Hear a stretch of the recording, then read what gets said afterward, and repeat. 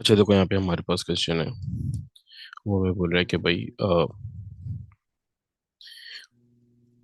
Group one includes elements lithium, sodium and potassium. State the two physical properties of lithium. अच्छा देखो, उसने यहाँ पे जो लिथियम की प्रॉपर्टीज हमें वो बोली है ना, उसने ये हमें ये बात नहीं वो बोली है कि स्पेसिफिकली लिथियम की प्रॉपर्टीज वो बताओ, या फिर वो ये प्रॉपर्टीज है जो कि स्पेसिफिकली जो है ना वो यानी कि ट्रांजिशन एलिमेंट में ना हो। ठीक है, उसने लिथियम की ये प्रॉपर्टीज बोली है। लिथियम एक आर्म को मेटल है, तो जहां पर भी वो आपको कोई कैद नहीं करेगा ना, तो आप एक आर्म मेटल की प्रॉपर्टीज ये लिख दोगे। आर्म मेटल में क्या होती है, जो सब में होती है, good conductor of heat and electricity. ठीक है, good conductor of heat and electricity, एक ये हमारे पास हो गई। ठीक है, और इसके अलावा बहुत सारी प्रॉपर्टीज होती हैं, जैसे ये डक्टाइल होता है। ठीक है, मेटल डक्टाइल होता है, मेलेबिलिटी के ऊपर बहुत ज़्यादा वो बात होती है, मेलेबल होता है। उसके अलावा मेटल शाइनी होता है।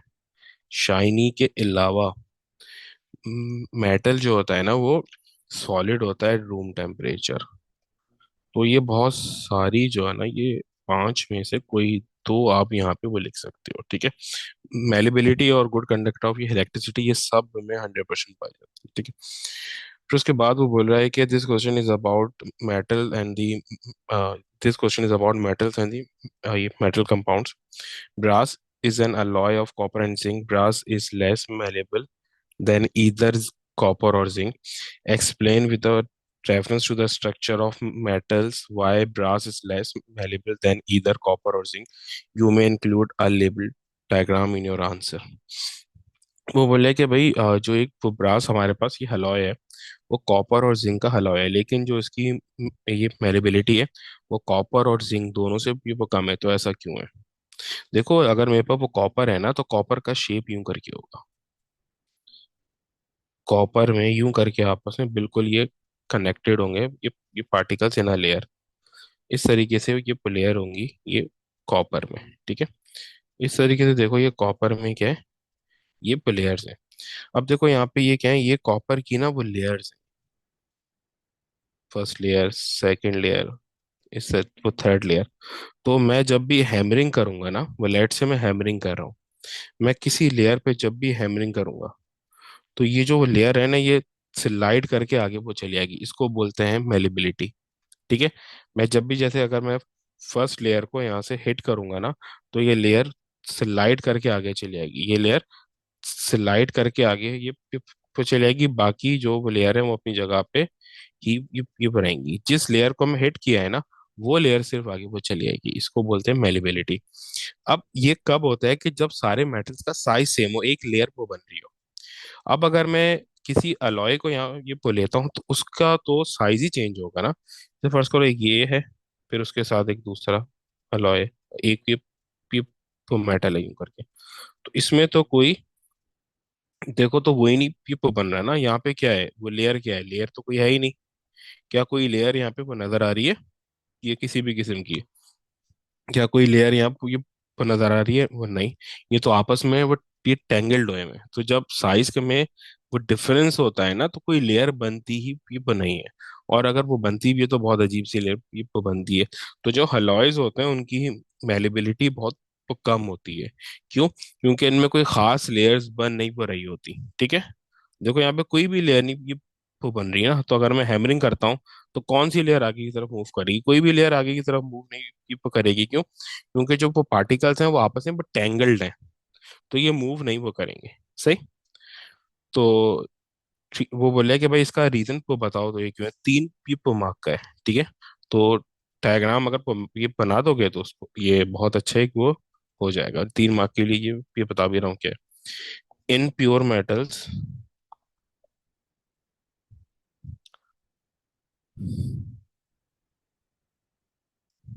There are layers of atoms या फिर ions that can slide over each other। ठीक है, जो एक दूसरे के ऊपर से स्लाइड वो कर सकते हैं, but in alloy metal have different sizes. तो ये इनके साइजेस क्या होते हैं, वो डिफरेंट होते हैं। So they do not form a layer, so they do not form a layer, so they cannot slide over each other, so they cannot slide over each other। सही। जब लेयर ही नहीं है तो वो एक दूसरे के ऊपर से स्लाइड कैसे करेंगे? सही। अच्छा, फिर उसके बाद वो बोला है कि भाई the table shows the reactivity of four metals with cold and with cold water and steam. अब देखो ये मुझे यहाँ पे दिया हुआ है। सबसे पहले कोल्ड, देखो जो ज्यादा रिएक्टिव होते हैं वो कोल्ड वाटर के साथ रिएक्शन कर लेते हैं, जो लेस रिएक्टिव होता है वो स्टीम के साथ रिएक्शन कर लेते हैं। जो इनकी रिएक्टिविटी बिल्कुल ही वो कम होती है, जीरो होती है, वो स्टीम के साथ भी नहीं करते।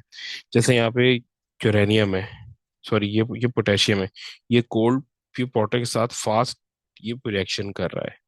तो ये क्या लिखा हुआ है, कोल्ड या वाटर के साथ भी क्या लिखा है, रिएक्शन ये वेरी फास्ट। बाकी इसमें भी नन, इसमें भी नाम, ये इसमें भी क्रोमियम और मरकरी में क्या लिखे बनानी, ये कोल्ड वाटर से रिएक्शन ही नहीं करते। यूरेनियम कर रहा है बट वेरी स्लो रिएक्शन कर रहा है, तो ये सेकंड पे होगा। ठीक है। बाकी मुझे इन दोनों का तो ये पता चल गया, पोटेशियम सबसे ज्यादा ये रिएक्टिव है, देन उसके बाद कौन सा है, ये यूरेनियम है, देन उसके बाद अब आएंगे स्टीम में। अब मुझे पोटेशियम और यूरेनियम का ये पता चल गया। अब क्रोमियम और वो मरकरी में मुझे देखना है, तो क्रोमियम स्लो रिएक्शन कर रहा है, मरकरी उसके वो बात भी नहीं कर रहा। तो थर्ड पे क्रोमियम होगा, क्योंकि एटलीस्ट वो स्लो रिएक्शन कर रहा है लेकिन कर तो रहा है। मरकरी तो रिएक्शन ही नहीं कर रहा, तो वो लीस्ट रिएक्टिव होगा।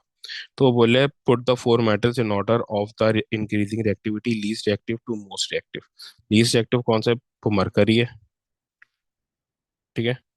फिर उसके बाद ये क्रोमियम है, फिर यूरेनियम है, फिर ये पोटेशियम है। ठीक है। अच्छा देखो उसके बाद वो बोल रहा है कि the formula of the chromium three sulphate crystals is Cr2SO4 3.18H2O। State the name given to the water present in this. तो ये जो वाटर है इसके साथ 18H2, उसको बोलते हैं वाटर ऑफ क्रिस्टलाइजेशन। ये ह्यूमिडिटी होती है असल में। क्या बोलते हैं, वाटर ऑफ क्रिस्टलाइजेशन, यानी क्रिस्टल के साथ वाटर, वाटर ऑफ क्रिस्टलाइजेशन। फिर इसके बाद है, वो हमें बोल रहा है कि भाई aqueous bromine reacts with aqueous potassium iodide. The product of the reaction are aqueous iodine, no sorry, aqueous iodine and the aqueous potassium bromide। Construct the ionic equation, include the state symbol for this reaction। यानी bromine reaction कर रहा है, aqueous bromine ना। ठीक है। किसके साथ, potassium iodide के साथ। ये असल में ये हेलोजन नॉन मेटल का क्वेश्चन है यहाँ पे आ गया। ये सिर्फ ये कर रहा हूँ, उसके नीचे वाला पार्ट नहीं कर रहा हूँ क्योंकि वो नॉन, वो मेटल का है। ठीक है।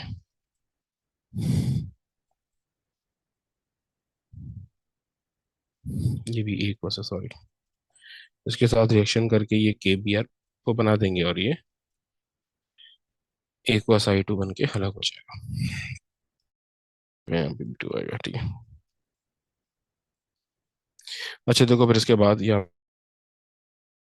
To prevent iron from rusting, state the essential prevents iron from the rusting of sacrificial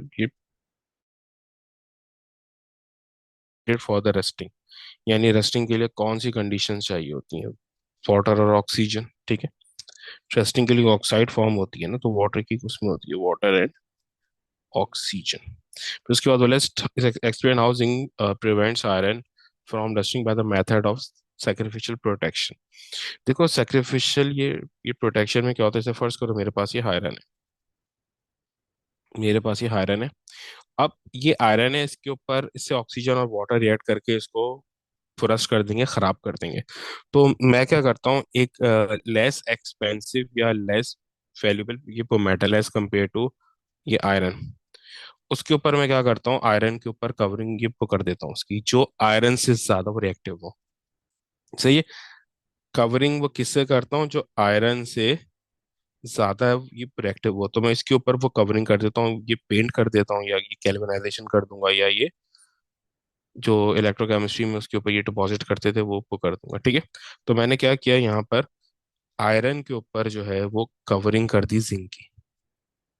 iron के ऊपर कवरिंग कर दी जिंक की, क्यों? क्योंकि मैं ये चाह रहा हूँ कि आयरन मेरा रिएक्ट ना करे, आयरन सेफ रहे। Instead of iron zinc react कर जाए।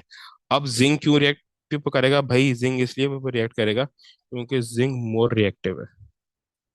जिंक मोर रिएक्टिव है एज कम्पेयर टू आयरन, तो instead of iron zinc react कर लेगा। सेकेंडली जिंक लेस ये वैल्यूबल है एज कम्पेयर टू आयरन, तो मैं जिंक का लॉस बर्दाश्त ये कर सकता हूँ, आयरन का लॉस बर्दाश्त नहीं ये कर सकता। तो यहाँ पे ये होगा क्या, जो जिंक है वो आयरन से ज्यादा ये रिएक्टिव है। सही है। रिएक्टिविटी सीरीज अगर मैं यहाँ पे ओपन करूँ, तो रिएक्टिविटी सीरीज अगर मैं आपको दिखाना चाहूँ ना, तो ये रिएक्टिविटी सीरीज मेरे पास है।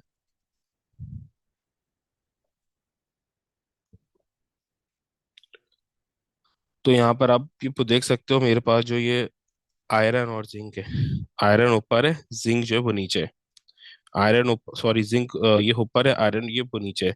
तो ये जिंक है ये मोर रिएक्टिव है than iron. Zinc more reactive है और आयरन लेस रिएक्टिव है। तो जब ये वाटर और ऑक्सीजन आएंगे रिएक्शन करने के लिए, तो जो ऊपर मैंने जिंक की वो कवरिंग करी होगी ना ये आयरन के ऊपर, तो जिंक रिएक्शन को कर जाएगा। ठीक है, क्योंकि जिंक जो है वो आयरन से ज्यादा रिएक्टिव है और लेस ये वैल्यूएबल है। तो जिंक ऑक्सीजन के साथ रिएक्शन करके ऑक्साइड फॉर्म कर लेगा और आयरन वो बच जाएगा। ठीक है।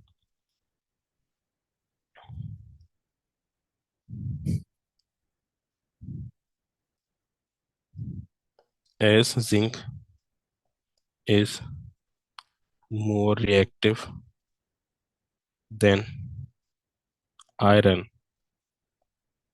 so zinc will oxidized first, oxidize या react first से। अच्छा, फिर इसके वो बाद है, give one example of the use of sacrificial protection। One सबसे अच्छी एग्जांपल क्या होती है जो अंडरग्राउंड पाइप से यूज करते हैं, अंडरग्राउंड पाइप से, है ना?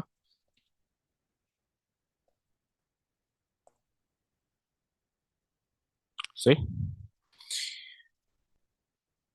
अच्छा, फिर इसके बाद है हमारे पास, अब वो बोल रहा है कि this question is about metal and metal compound, describe with the aid of label diagram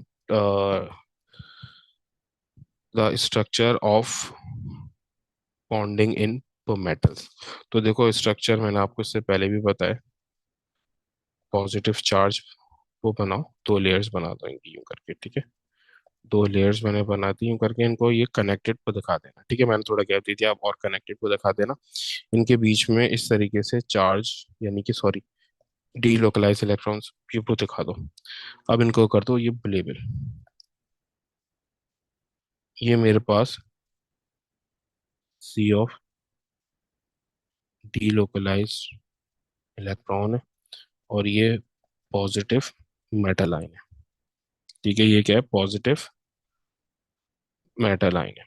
अब यहाँ पे हमारे पास को मैं लिखूंगा कैसे, it is the electrostatic force of attraction between the metal ion and the sea of delocalise electron. It is the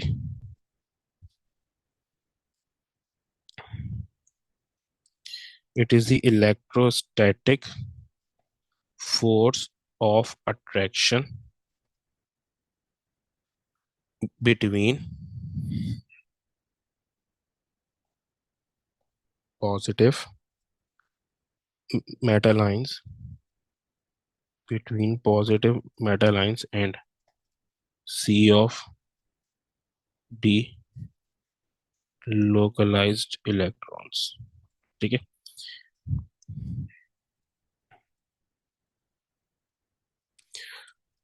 अच्छा देखो, उसके बाद फिर से यही क्वेश्चन आ गया, ठीक है। इसको हम इसके पर क्या आगे फिर तो पढ़ते हैं, ठीक है। ये अभी हमने किया है, ये पार्ट भी इसी टाइप का ना। वो ये स्टीम, कोल्ड वाटर स्टीम के साथ वाला। अब वो बोले कि zinc react with aqueous silver nitrate to produce zinc nitrate and silver, construct the ionic equation, include the state symbol for this reaction. वो बोले कि जिंक रिएक्ट कर रहा है aqueous सिल्वर बोनाइट्रेट से और बना रहा है जिंक नाइट्रेट और वो सिल्वर। इसकी आयनिक इक्वेशन लिखो। तो आपने आयनिक इक्वेशन यहाँ पे को बनानी है। अच्छा, मैं यहाँ पे पहले तो आपने नॉर्मल इक्वेशन को बनानी होगी, देन आयनिक इक्वेशन बनेगी। जिंक सॉलिड रिएक्ट करेगा AgNO3 एक्वस से।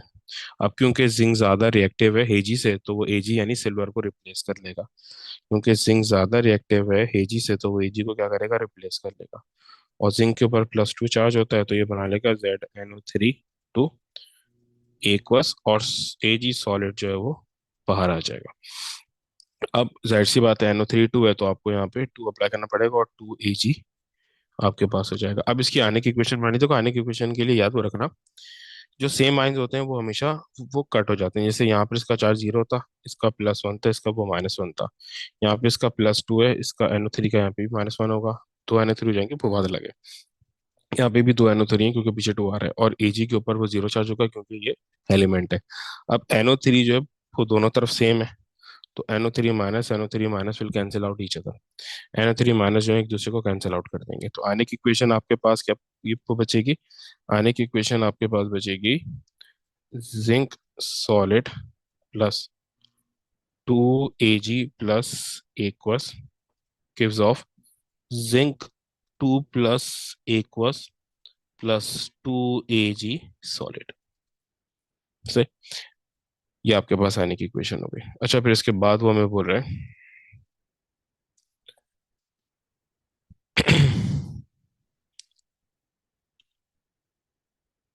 Duralumin is an alloy of aluminum, magnesium, copper and manganese. State the meaning of a term alloy. alloy का मतलब है mixture of metal with another elements. अब इसमें metal भी हो सकते हैं, नॉन मेटल भी हो सकते हैं। Mixture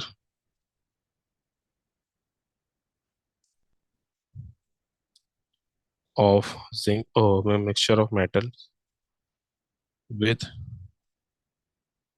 another element। सी, फिर उसके बाद है वो बोल रहा है कि copper is purified by electrolysis using an impure copper anode and pure copper cathode, construct the ionic equation for the reaction take place at cathode. वो बोले कि कॉपर को हम ये प्यूरिफाई करें बाय इलेक्ट्रोलिसिस और using impure copper and anode and pure copper cathode. वो बोले construct an ionic equation for the reaction take place at cathode. Cathode पे कौन सा रिएक्शन होता है? ठीक है, तो एक एक मिनट, फिगर हम ले आते हैं यहाँ पे फॉरन से कैथोड की। ये रही, ये हमारे पास एक ये फिगर है, ये कैथोड की, ठीक है। तो हमने ये क्या चीज़ पढ़ी थी यहाँ पे, कि यहाँ से जो है वो ये इलेक्ट्रॉन्स आते हैं। अच्छा, यहाँ पर देखो हमने क्या किया है, कैथोड लिया है प्योर कॉपर का, और एनोड लिया है इम्प्योर प्योर कॉपर का, और यहाँ पे कॉपर सल्फेट मेरे पास वो सॉल्यूशन है। तो यहाँ से ये इलेक्ट्रॉन्स आते हैं, ठीक है। ये नेगेटिव, वहाँ से ये इलेक्ट्रॉन्स आते हैं और इस कैथोड के ऊपर ये डिपॉजिट होते हैं। कैथोड जो है वो टिप होता है कॉपर सल्फेट में। तो वो कॉपर सल्फेट को जो है वो आयनाइज करके Cu2 प्लस SO4 2 माइनस और H प्लस और OH माइनस वो बना में कन्वर्ट कर देता है। ठीक है, ये जो एनर्जाइज ये हाँ जो इलेक्ट्रॉन्स आ रहे हैं। अब सी जो ये कैथोड में है, कैथोड क्योंकि वो डिप होता है कॉपर सल्फेट नहीं इलेक्ट्रोलाइट पे। अब यहाँ पे जो Cu2 प्लस है, जो Cu2 प्लस है, और ये दोनों तो ये पॉजिटिव आयन हो गए। वो नेगेटिव आयन कौन कौन से हैं? SO4 2 माइनस और OH माइनस। अब SO4 2 माइनस और OH माइनस ये दोनों मूव करते हैं, OH माइनस और SO4 2 माइनस ये दोनों मूव करते हैं एनोड की तरफ। अब एनोड में इम्प्योर प्योर कॉपर है। एनोड क्या है? इम्प्योर कॉपर, यानी कॉपर के अलावा और भी इम्प्योरिटी है। इस यहाँ से हमें कॉपर को ही प्योरीफाई करना है। तो ये दोनों नेगेटिव आयन कॉपर को मतलब ये अट्रैक्ट करते हैं कि भाई तुम इलेक्ट्रोलाइटिक सॉल्यूशन में आके आयनाइज हो जाओ यानी डिजोल्व हो जाओ, ताकि तुम हमसे बॉन्ड ये बना सको, ठीक है। अगर कॉपर ही OH के साथ बॉन्ड बनाएगा तो कॉपर हाइड्रोक्साइड बना लेगा, सल्फेट के साथ बनाएगा तो CuSO बना लेगा। तो कॉपर इनकी बात पीपो मान के, यानी ये कॉपर को अट्रैक्ट पीपो कर लेते हैं ये एनोड से, और कॉपर यहाँ पे एनोड से कॉपर सॉल्यूशन में डिसॉल्व ये हो जाता है। तो एनोड पर इक्वेशन क्या हमारे पास को बनती है, कॉपर जो है वो सॉल्यूशन में डिसॉल्व ये हो जाता है, 2 इलेक्ट्रॉन लूज करता है, कॉपर 2 इलेक्ट्रॉन लूज करता है और सॉल्यूशन में डिसॉल्व जो है वो हो जाता है। और जो फिर उसके ये बात क्या होता है, देखो जो ये कॉपर ये डिसॉल्व हुआ है इसको जो है OH- और SO4 2- अपनी तरफ जो है वो अट्रैक्ट कर रहे थे, ठीक है। लेकिन जैसे ही ये सॉल्यूशन में डिसॉल्व होगा, कॉपर वो 2+, जैसे ही ये सॉल्यूशन में आएगा तो अब इसको एक और भी नेगेटिविटी पर दिखेगी जो कि बहुत स्ट्रांग है, जो कि ये कैथोड है। तो अब कॉपर के पास एक और ये रास्ता आ गया कि पहले दो रास्ते थे, या तो OH की तरफ जाके कॉपर हाइड्रोक्साइड बनाते, या SO4 2- की तरफ जाके कॉपर सल्फेट बनाते। अब ये इसके पास एक और रास्ता कौन सा आ गया, वो आ गया कैथोड का, कि ये कैथोड पे भी बजा सकता है। कैथोड भी तो नेगेटिव है, अब ये जाएगा ये वहां पे जहां से इसको सबसे ज्यादा फोर्स फील ये हो रही होगी। तो सबसे ज्यादा फोर्स फील होती है उसको कैथोड से, क्योंकि कैथोड वो डायरेक्टली मेन सप्लाई से वो कनेक्टेड है, तो उसको ज्यादा नेगेटिव चार्ज होता है उसके ऊपर, इसके ऊपर ज्यादा नेगेटिव चार्ज होता है। तो कैथोड जो है वो सॉरी जो क्योंकि कैथोड ज्यादा स्ट्रॉन्ग नेगेटिव चार्ज है, तो जो कॉपर 2+ आयंस है वो कैथोड की तरफ मूव कर जाते हैं, और वो कैथोड पे जाके डिपॉजिट हो जाते हैं। कैथोड पे जाते हैं, 2 इलेक्ट्रॉन वो गेन करते हैं और कैथोड पे जाके डिपॉजिट ये हो जाते हैं। वही आम ये इलेक्ट्रोलिसिस है, जिसमें एनोड पे क्या होती है, हमेशा ऑक्सीडेशन होती है, और कैथोड पे हमेशा क्या होती है, रिडक्शन होती है, ठीक है। तो यही चीज ये यहाँ पे भी हो रही है। अच्छा, ये कैथोड पे क्या इक्वेशन बनेगी, कॉपर यहाँ जाएगा, 2 इलेक्ट्रॉन गेन करेगा और Cu2 में चेंज हो जाएगा, जो भी मैंने बताया, ठीक है। फिर वो बोल रहा है कि a metal object can be electroplated with another metal, state the one use of electroplating। हम जो है ना उसको मोर रेजिस्टिव भी बनाते हैं किसी भी मेटल को, मेकिंग ऑब्जेक्ट मोर रेजिस्टिव, ठीक है। अच्छा, फिर इसके बाद है, अब देखो वो बोल रहा है कि भाई आयरन इज एक्सट्रैक्टेड,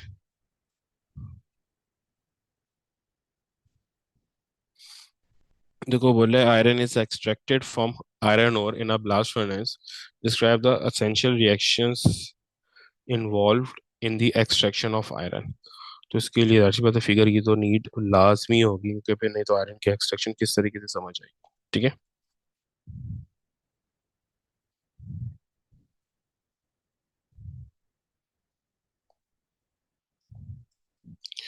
अब ये जो है ना हमारे पास होती है फिगर एक, इसको जरा सा इस फिगर को जरा वो छोटा कर लेते हैं, नहीं तो फिर ये आएगी नहीं। एक सेकंड।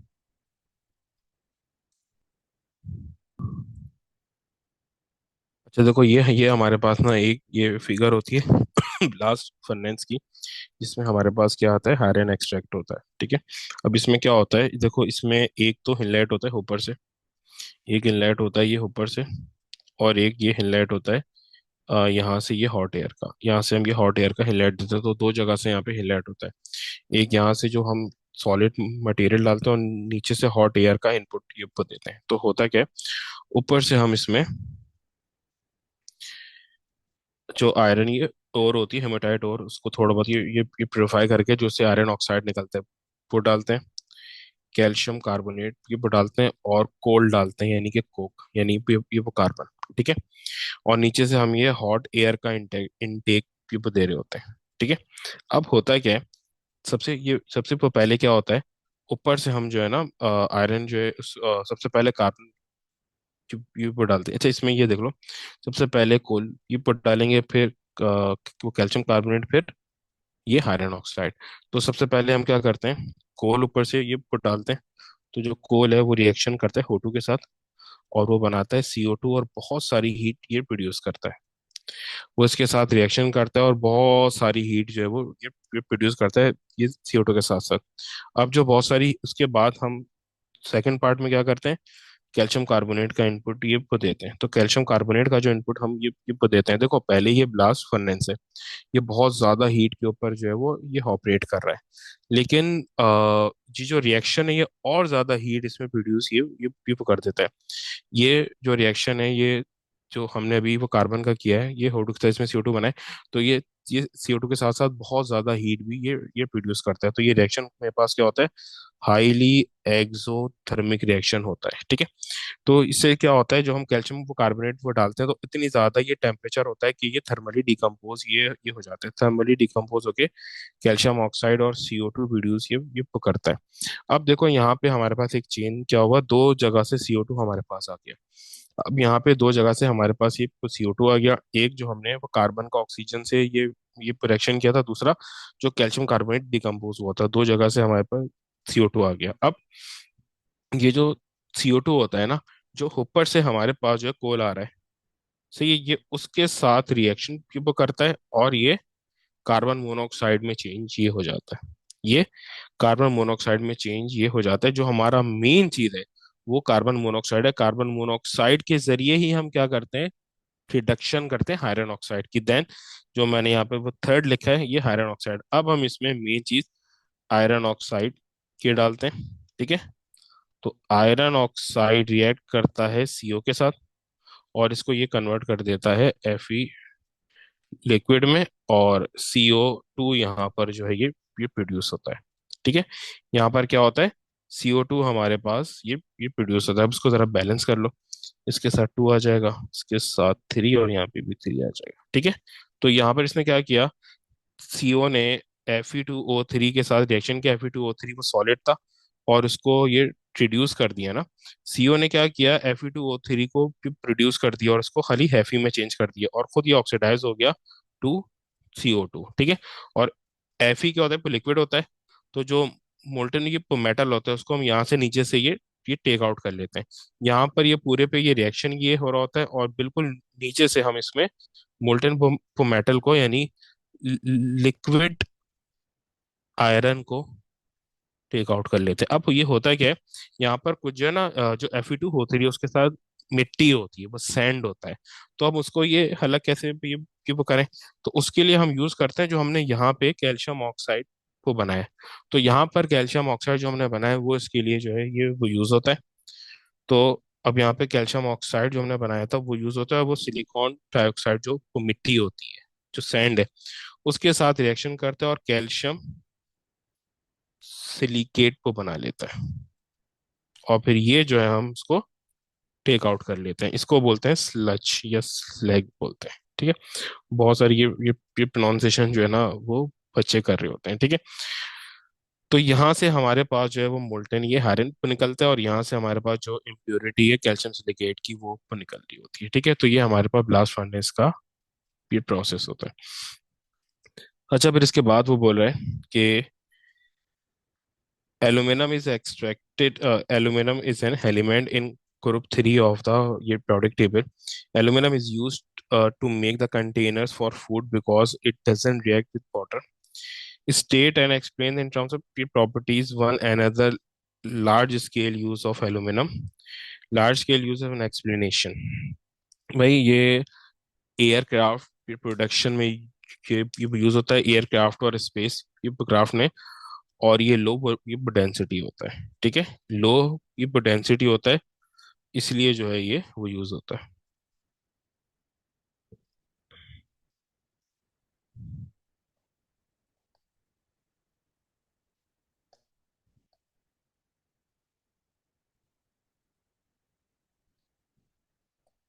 जो है लो डेंसिटी होता है, इसलिए जिसको हम यूज करते हैं। अच्छा देखो, फिर इसके बाद वो हमें बोल रहा है कि भाई explain why aluminium doesn't react with cold water. ये भी काफी ये ज्यादा आता है, ये भी सुन लो क्या होता है। देखो एल्यूमिनियम जब भी रिएक्शन करता है ना, जैसे यहाँ पे रिएक्शन कर रहा है, रिएक्शन लिख के वो बताता हूँ पहले तो। एल्यूमिनियम रिएक्शन स्टार्ट करता है, ठीक है, रिएक्शन स्टार्ट होता है, सही है, और ये एल्यूमिनियम ऑक्साइड फॉर्म करता है। अब सारी ये प्रॉब्लम क्या होती है, जो ये रिएक्शन कर रहा है ना, H2O से एल्यूमिनियम ऑक्साइड फॉर्म कर रहा है, ये एल्यूमिनियम ऑक्साइड हाईली इनसॉल्युबल होता है, ये कंप्लीट इनसॉल्युबल है, ठीक है। तो होता क्या है कि ये एल्यूमिनियम ऑक्साइड इस एल्यूमिनियम के ऊपर जो है ना एक ये कवरिंग या लेयर जो है वो बना लेता है। रिएक्शन स्टार्ट होता है, ऐसे नहीं है रिएक्शन स्टार्ट बिल्कुल ही ना वो होता हो। यस, रिएक्शन स्टार्ट होता है, एल्यूमिनियम H2O के साथ रिएक्शन करता है, रिएक्शन स्टार्ट होता है, एल्यूमिनियम H2O के साथ रिएक्शन करता है, एल्यूमिनियम ऑक्साइड फॉर्म करता है। एल्यूमिनियम ऑक्साइड क्या करता है, एल्यूमिनियम ऑक्साइड इस Al के ऊपर कवरिंग की पकड़ लेता है, एल्यूमिनियम ऑक्साइड इस Al के ऊपर कवरिंग ये पकड़ लेता है। अब क्योंकि ये एल्यूमिनियम ऑक्साइड इनसॉल्युबल है, इनरिएक्टिव है, अनरिएक्टिव है ना, इनसॉल्युबल है, अनरिएक्टिव है, तो अब जो ये वाटर है वो उसको पेनेट्रेट कर ही नहीं, मतलब ये वो पाता कि वो एल्यूमिनियम से रिएक्शन को कर सके, वाटर इसको ये पेनेट्रेट ही नहीं करता, तो रिएक्शन ये होता ही नहीं है, ये फिर आगे, ठीक है। तो हम यहाँ पे क्या लिखेंगे, formation of insoluble and unreactive aluminum oxide occur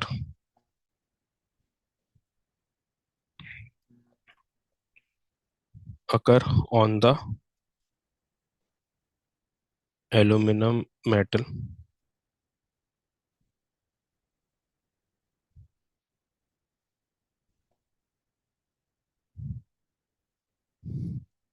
so water H2O cannot penetrate the insoluble insoluble layer of Al2O3, तो वो इसको पेनिट्रेट वाटर कर ही नहीं तो पाता सही। अच्छा देखो फिर इसके बाद है,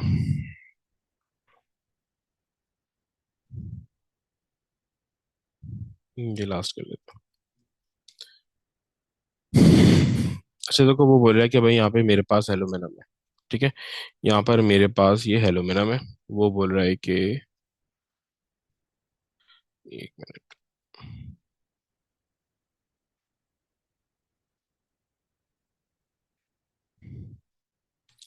वो बोले कि भाई aluminium is manufactured by the electrolysis of aluminium oxide dissolve in molten cryolite, right the ionic equation for the reactions at the cathode and at the anode, cathode और एनोड यानी कैथोड और एनोड पे कौन सा reaction हो रहा है ना, ठीक है। तो देखो कैथोड एनोड पे हमारे पास क्या होता है,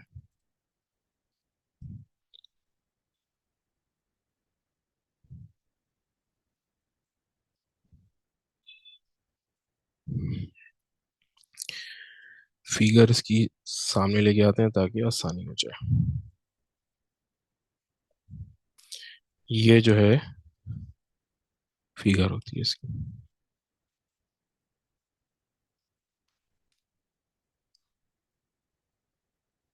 अब देखो ये मेरे पास जो है ना एक फिगर है एल्यूमिनियम की जो इलेक्ट्रोलिसिस होती है, ठीक है। अब ये जो है ज़रा अलग सा सेल होता है, इसलिए मैं दोबारा रिवाइज करा रहा हूँ यहाँ पे, ठीक है। देखो ये मेरे पास ये कैथोड होता है, और ये मेरे पास जो है वो एनोड होता है, ठीक है। उसी तरीके से कैथोड पे इलेक्ट्रिक है, ये जो बीच में जो इलेक्ट्रोलाइट होता है इसमें एल्यूमिनियम ऑक्साइड होता है, बीच में जो इलेक्ट्रोलाइट होता है इससे क्या होता है, जो एल्यूमिनियम ऑक्साइड है ना, एल्यूमिनियम ऑक्साइड यहाँ से जो इलेक्ट्रॉन्स पास होते हैं वो इस एल्यूमिनियम ऑक्साइड को आयोनाइज को कर देते हैं 2Al3 प्लस और 3O2 माइनस में, ठीक है। क्योंकि ये जो इलेक्ट्रोलाइट होता है वो aluminium oxide plus molten cryolite होता है ना। अच्छा मोल्टन ये क्रायोलाइट क्या होता है, ये क्रायोलाइट एक कंपाउंड होता है एल्यूमिनियम का।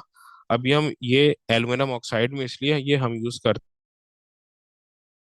हैं ऑक्साइड का मेल्टिंग पॉइंट, और ये सॉरी सिर्फ ये मेल्टिंग पॉइंट ओवर 2000 होता है, तो हमें इसको फिर वो मेल्ट करना हमारे लिए ऑलमोस्ट इम्पॉसिबल ये हो जाएगा। बहुत हीट जो है हमें चाहिए होगी, बहुत एनर्जी चाहिए होगी। कॉस्ट, ये इफेक्टिवनेस हमारे पास होगी ही नहीं। तो जिसकी ये वजह से क्या होता है कि हम इसमें ये क्रायोलाइट डालते हैं तो उसका टेम्परेचर वो कम करके 800 डिग्री सेल्सियस पे ले आता है। सही है। 800 डिग्री सेल्सियस पे पीप ले आता है। तो वो क्या होता है, फिर 800 डिग्री सेल्सियस तब भी हमारे लिए अचीव करना पॉसिबल ये होता है। तो क्या होता है, हमारा एल्यूमिनियम ऑक्साइड को मेल्ट, उसको वो मेल्ट करते हैं 800 डिग्री ये सेल्सियस पे। ये कैरोलाइट ये डाल के, कैरोलाइट नहीं डालेंगे तो 2000 डिग्री सेल्सियस के आसपास इसका मेल्टिंग पॉइंट होता है। अब जब ये कैरोलाइट ये डालते हैं तो ये 800 पर मेल्ट ये हो जाता है। ठीक है।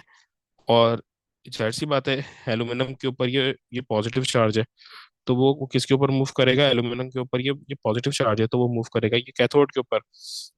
कैथोड के ऊपर आएगा, 3 इलेक्ट्रॉन गेन करेगा और ये एल्यूमिनियम में चेंज हो जाएगा।